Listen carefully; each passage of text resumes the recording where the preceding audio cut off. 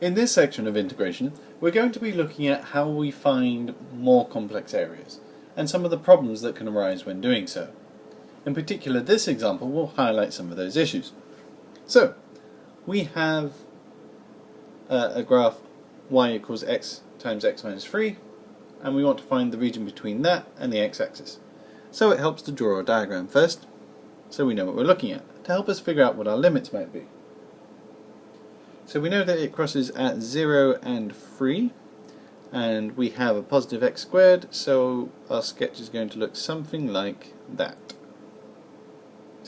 And then the region that we're looking to find is this region here. So, our limits are going to be 0 and 3, so we set up our integral, the integral between 0 and 3 of x minus 3 with respect to x, and that's going to give us the integral, wow, let's put that over here actually, the integral between 0 and 3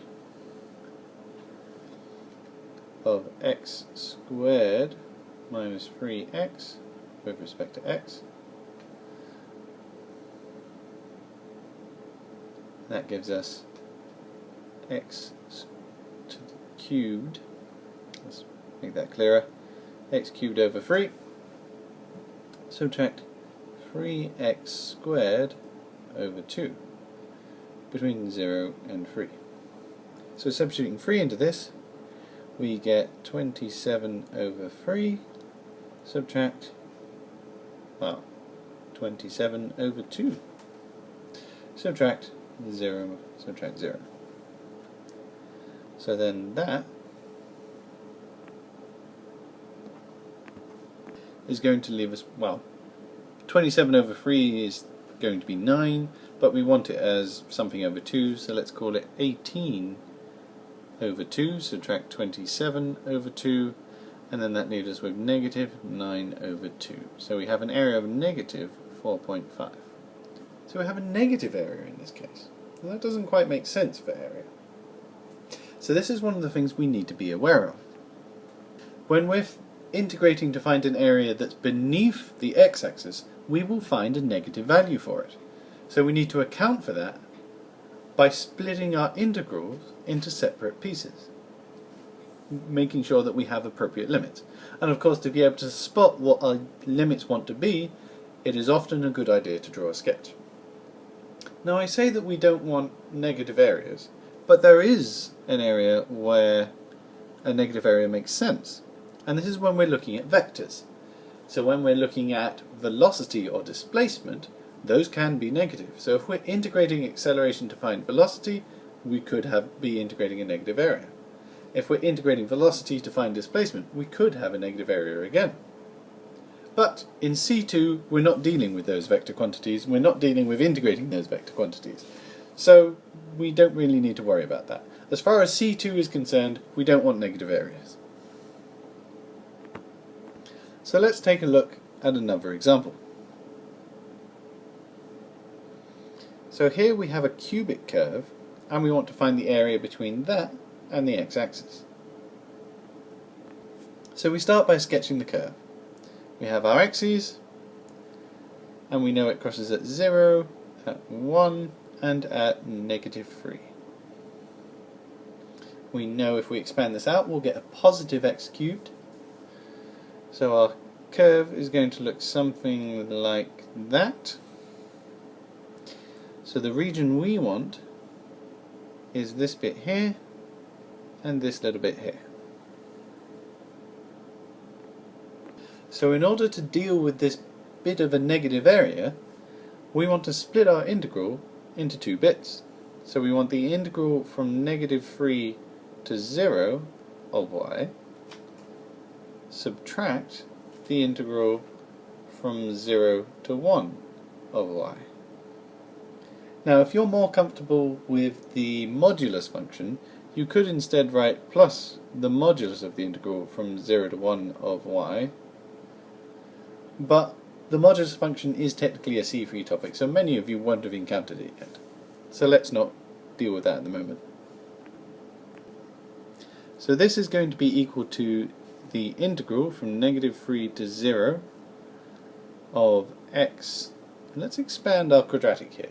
We don't want to go straight from our three brackets all the way to x cubed to expand all of them at once, because it's really easy to make a mistake if we do that.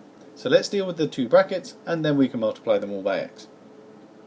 So we'll get x squared subtract x plus 3x subtract 3.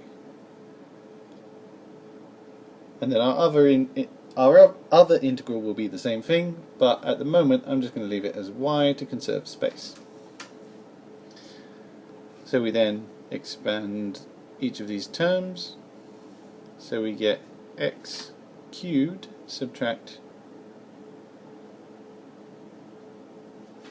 plus 2x squared subtract 3x, and then we have our other integral floating around. And now we want to actually do our integration. So we will get x to the 4 over 4 plus 2x cubed over 3 subtract 3x squared over 2, and will be between 0 and 3, and our other integral will be much the same thing. So I'm just going to copy this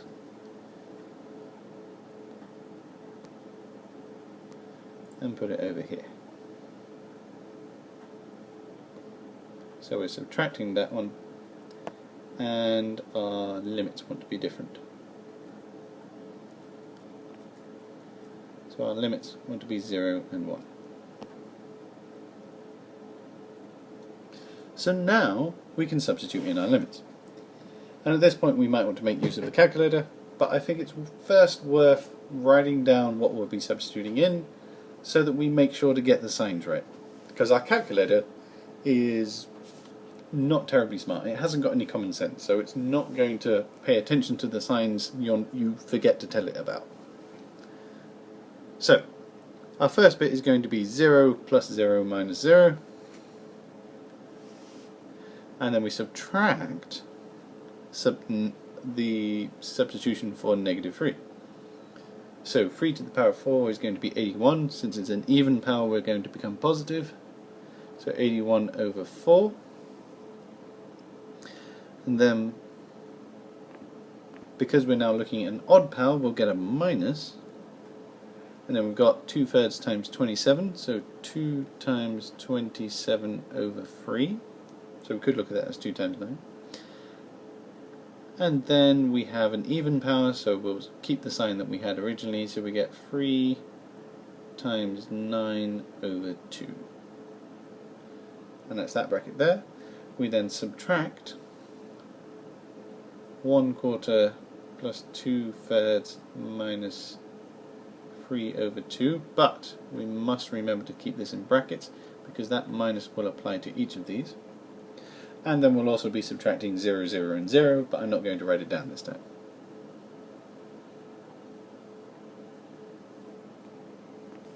At this point, we probably want to take our calculator out and do the working out.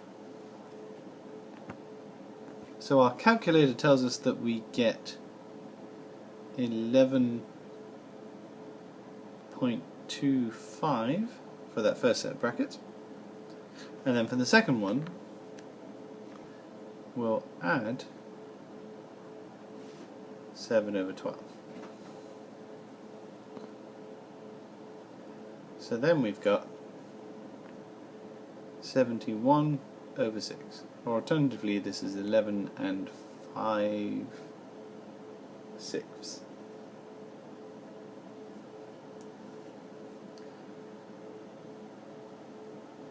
So there we have our area.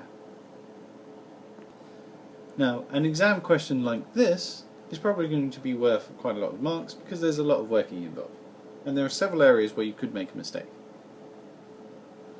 So, if you're happy with this, then please have a go at exercise 11C. It's a fairly short exercise, just 5 questions, but worth having some practice.